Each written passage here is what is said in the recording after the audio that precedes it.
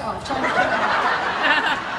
Or Oprah sitting down. You decide. I cherish women.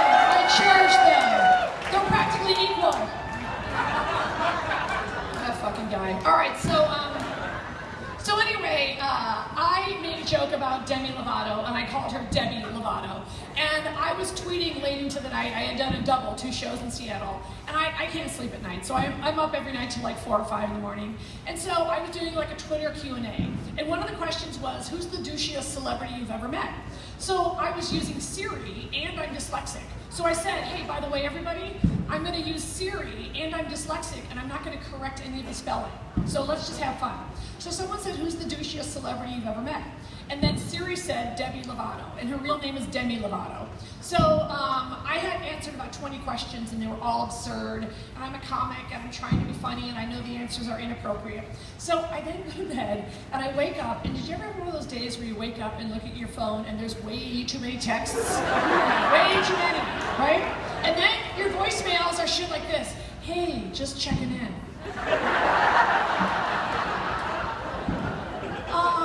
Yeah, it's Susan, just calling to see if you're okay. All right, so I'm like, what the fuck happened? So I check my twat, and I read its feed, and I see that out of all the questions that I asked trying to be funny at 3 in the morning in Seattle after doing 2 shows, the Demi Lovato army is called Lovatics. Now, one of the reasons I make fun of certain celebrities is based on their behavior, right? Like, mostly it's shit that they do and they talk about and they're open about, and that's to me when it really becomes fair game. For example, Barbara Walters hates me to this day because of a story that I told about when we were all in a makeup room of 15 people, and she said the words to me, I prefer Astroglide. And I thought that was funny, that Barbara Walters openly uses Astroglide and talked about it in front of 15 people. So she hates that I put that story in one of my 23 specials, and anywho, and so I feel that if you say something in, you know, around a lot of people or publicly, so the backstory on Demi Lovato is as follows. She was like either a Disney kid or a Nickelodeon kid or whatever, and that always, you know, goes awry. And so whatever show she was on, good for her.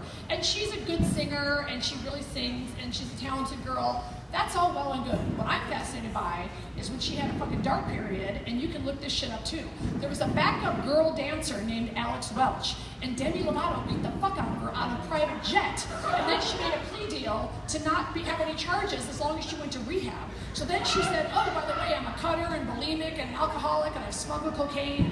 Like, all this stuff she wrote about in her fucking book. So to me, that's beyond fair game. Like, when there's mug shots and court records, and then you write your book. So now she's become this role model to 12-year-olds everywhere, right? And I thought that shit's funny, because I thought role models were like Nancy Drew. I didn't know a role model was like the cutter, the bulimic, the coke in my pussy. I'm not a prude by any means. I'm just saying, I just find it amusing that her army of fans identify as Lovatics, which alone they could have used a different suffix, but okay, Lovatics, let's go with it.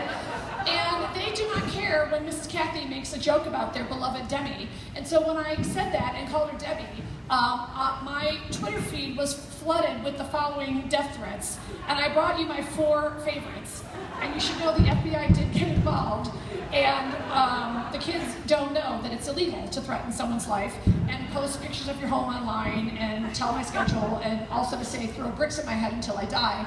Yeah, so those of you that have 12-year-olds at home tonight, they're just hanging out on the computer, and you think that means everything's fine, do me a favor. Just when you go home, just check on them and make sure they didn't try to kill me tonight. I would really, it's just a favor. If you don't have to, I'm asking if you have time. So some of the tweets that I got from the Lovatics were as follows. Dear Kathy Griffin, I will burn your house down, cunt. Okay, charming. Somebody was late for Sears and Roebuck Charm School. All right. Dear Kathy Griffin, I will come to your house and rape you, bitch. Hashtag Lovatics want Kathy Griffin raped. That was a hashtag. That was an actual hashtag. Dear Kathy Griffin, don't you ever talk shit about my Demi again, or us Lovatics will kill you in your sleep. Wow. To which my dear friend Howard Stern